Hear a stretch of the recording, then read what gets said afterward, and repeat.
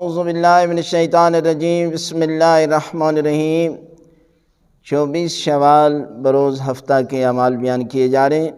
کہ جس میں 4 رکعت نماز ہیں جو آپ نے 2 کر کے پڑھنی ہے۔ 2 رکعت نماز پڑھتا ہوں قربتاً اللہ، سورہ الحمد کے بعد آیت الکرسی 1 مرتبہ اور اس کے بعد سورہ توحید یعنی قل هو اللہ احد 1 مرتبہ، اور دوسری رکعت میں بھی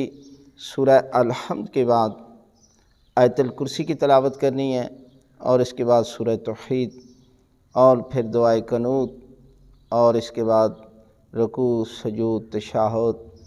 اور آخر میں سلام کر کے نماز مکمل کرنی ہے، اور پھر 2 رکعت نماز کی نیت کر کے،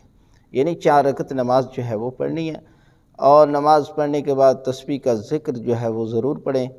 اور اس کے بعد دعا مانگیں۔ یہ ہفتہ کا دن حضرت محمد مصطفیٰ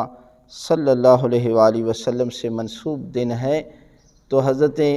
امام حسن عسکری علیہ السلام فرماتے ہیں کہ جو بندہ ان اعمال کو انجام دے گا تو پروردگار اس کو جنت میں